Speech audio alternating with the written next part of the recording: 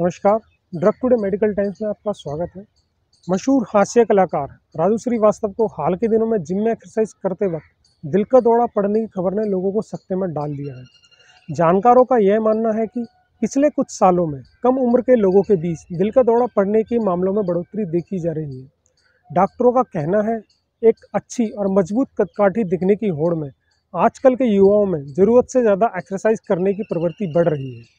साथ ही तुरंत रिजल्ट पाने की ललक में ये युवा तरह तरह के सप्लीमेंट का इस्तेमाल करते हैं जिनका उनके शरीर पर विपरीत प्रभाव पड़ता है। इस संबंध में हमने डॉक्टरों से बातचीत की और उनका पक्ष जाना। नमस्कार। जो राजू श्रीवास्तव जी के साथ हुआ, actually it is very very shocking. वो ट्रेडमिल पे भाग रहे थे जब उनको चेस्ट पेन हुई और वो कोलैप्स कर गए ना। यहाँ मेरा कहना ये है कि जब ट्रेडमिल आप करें जिम में जाके स्पेशली, आप पहले एक कार्डियोलॉजिस्ट को दिखा के उससे परमिशन ले लें। परमिशन का मतलब ये होता है कि एक बारी आप अपना टेस्ट करा लें सारे कि आप क्या ट्रेडमिल कर सकते हैं। देखिए, जो जिम में ट्रेडमिल होती है वो अनसुपरवाइज्ड होती है, विच मीन्स आपकी ईसीजी लगी नहीं होती है। जब आप एक्सरसाइज कर रहे होते हैं, हार्ट के ऊपर जोर पड़ता है तो ईसीजी में चेंजेस आते हैं, जिसे हम ट्रेडमिल टेस्ट बोलते हैं। हम ये टेस्ट करते हैं पेशेंट्स का, ये जानने के लिए कि खून की नाड़ियों की कोई ब्लॉकेज तो नहीं है जो उनको पेन नहीं कर रही, दर्द नहीं कर रही, लेकिन ईसीजी में चेंजेस आ रही हैं या इको में चेंजेस आ रही है, जिसको हम स्ट्रेस इको बोलते हैं। अब अगर आपने वो टेस्ट कराया है और वो सारा ठीक है तो 85 to 90% चांसेस है कि कोई मेजर आर्टरी में आपको प्रॉब्लम नहीं है। तब आप ये treadmill test in the gym, treadmill जो जिम में करते हैं फॉर एक्सरसाइज, कार्डियक एक्सरसाइज, वो आप कर सकते हैं। अब हमें ये नहीं पता है कि राजू श्रीवास्तव जी ने ये कराया था या नहीं कराया था। He is 58 years of age, it is not very young. मैं तो ये कहूँगी जो यंग बच्चे भी हैं, जो 30 ईयर्स की एज में, 35 ईयर्स की एज में बॉडी बनाना चाहते हैं, अपना एक्सरसाइज करना चाहते हैं, कार्डियक फिट रहना चाहते हैं, एक बारी कार्डियोलॉजिस्ट को ज़रूर मिलें। दूसरी बात, जिम में जब आप एक्सरसाइज कर रहे होते हैं, कई बारी आपको कुछ पदार्थ दिए जाते हैं कि आप टायर्ड ना हो, थके नहीं एक्सरसाइज करके। वो पदार्थ is totally no. Any kind of artificial proteins, any kind of medicines, injections, powders to sniff, please do not take them. ये सब चीज़ें ये हानिकारक होती हैं, स्पेशली हार्ट के लिए, स्पेशली आपकी बॉडी के लिए। सो प्लीज़ ऐसे पदार्थ मत लीजिए। अगर बॉडी बनानी है, नेचुरल प्रोटीन्स के साथ बनाइए। हमारे खाने पीने में बहुत सारे नेचुरल प्रोटीन्स होते हैं, जैसे चिकन, फिश, अंडा, दूध, पनीर, दही, ये खा सकते हैं। दूसरा, दालें वगैरह, इनमें खूब प्रोटीन होता है ना। जो ये चीज़ें क्या करती हैं, इनमें ये पदार्थ कुछ ऐसे ऐड हुए होते हैं, जैसे स्टीरॉइड्स होते हैं, एनाबॉलिक स्टीरॉइड्स, कैटाबॉलिक स्टीरॉइड्स, इस तरह के स्टीरॉइड्स ऐड कर देते हैं। वो हार्ट में स्कार बना देते हैं, या वो हार्ट की जो धमनियां हैं जिनमें ब्लड फ्लो कर रहा होता है, ब्लड को थिक कर देते हैं। उससे क्लॉट बन के हार्ट अटैक हो सकता है। या अगर स्कार हो जाए हार्ट में, मैंने बहुत पेशेंट्स देखे हैं, मेरे पास कम से कम नहीं 10 पेशेंट्स की तो लिस्ट है इस तरह की, जिनमें सिर्फ कॉमन फैक्टर यंग बच्चे, young guys of the age of 30, 34, 36, जिनका common factor was gymming, and उनके हार्ट में स्कार होके they had arrhythmias, that is known as ventricular arrhythmias. जो हार्ट की नीचे वाला चेम्बर होता है उसको वेंट्रिकल बोलते हैं। उससे अगर हार्ट बीट फास्ट आए तो वो जानलेवा हो सकती है, उससे ब्लड प्रेशर फॉल कर सकता है, उससे सडन कार्डियक अरेस्ट हो सकती है। तो वो एंड मैंने उनका MRI कराया है, मैंने उनका एब्लेशन किया है, उनको ठीक किया है। MRI में मैंने स्कार देखा है। स्कार का मतलब होता है डेड एरिया, जो फाइब्रो मसल की जगह फाइबर बन गया है वहाँ पे, या सो वो इलेक्ट्रिकली चार्ज हो जाता है। ठीक है, that is a dead area. उसके आसपास सारा नॉर्मल एरिया है, वो इलेक्ट्रिकली चार्ज होके बर्स्ट ऑफ इलेक्ट्रिकल इम्पल्सेस देता है, जिनको हम एक्टोपिक्स या वेंट्रिकुलर टैकीकार्डिया बोलते हैं।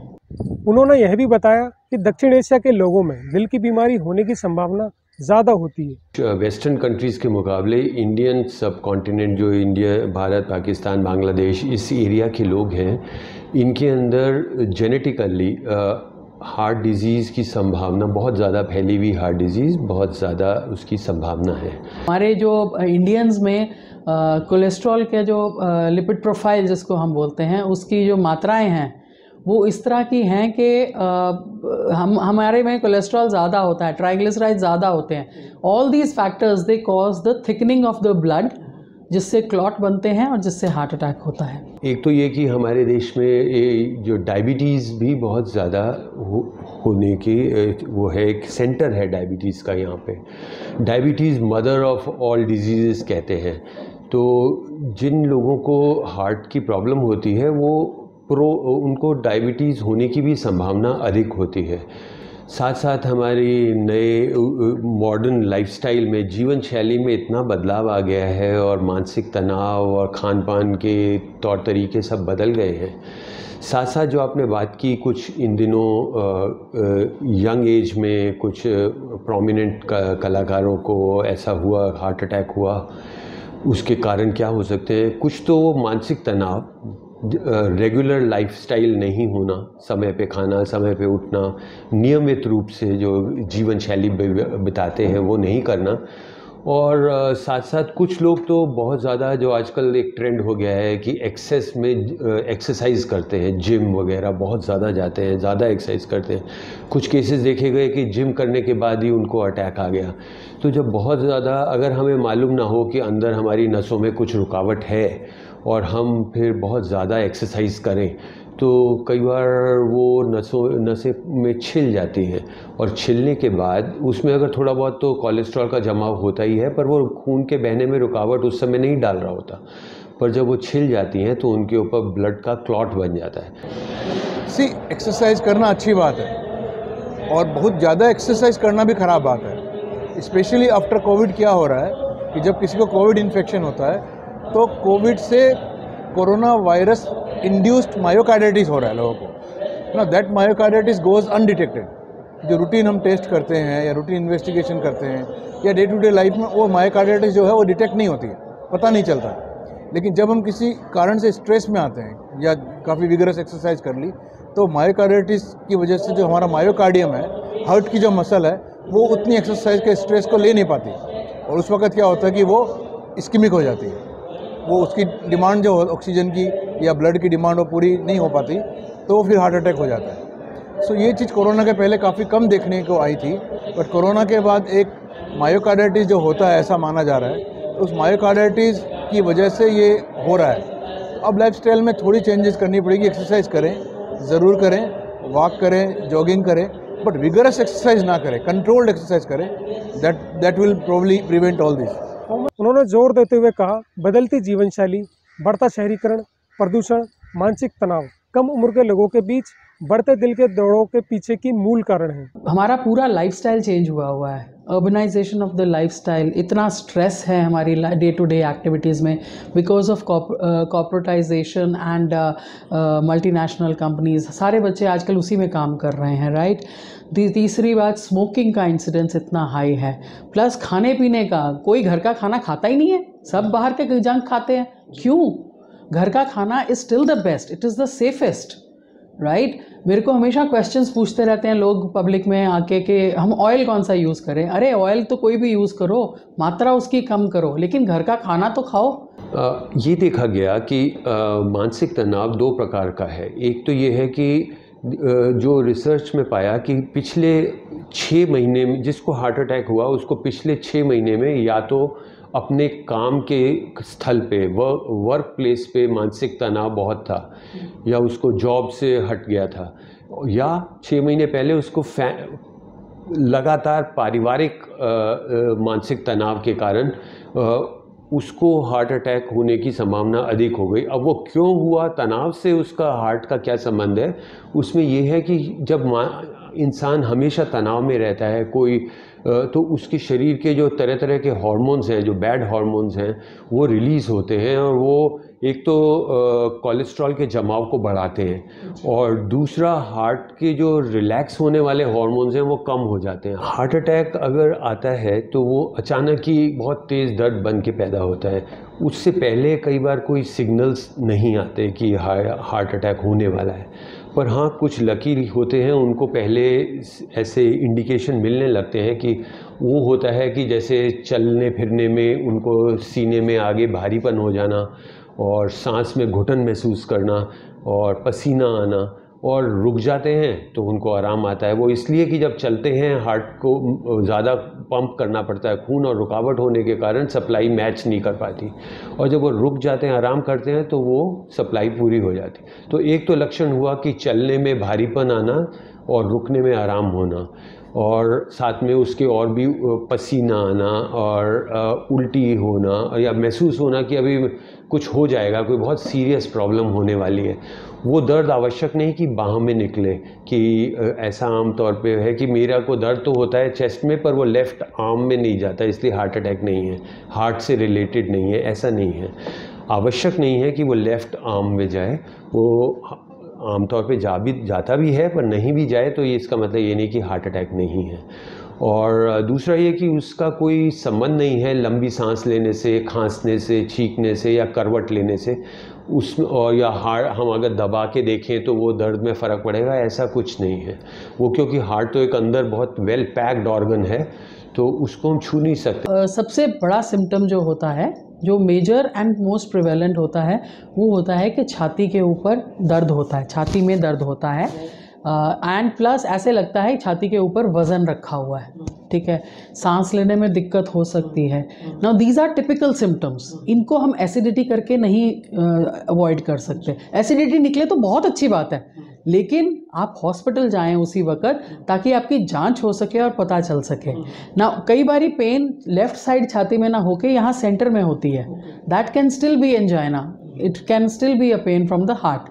देन पेन क्या होता है, शोल्डर्स पे जाती है, ये दोनों आर्म्स पे रेडिएट करती है, ये जॉ पे जाती है, यहाँ पे ऐसे लगता है वजन रखा हुआ है और जॉ की तरफ जा रही है।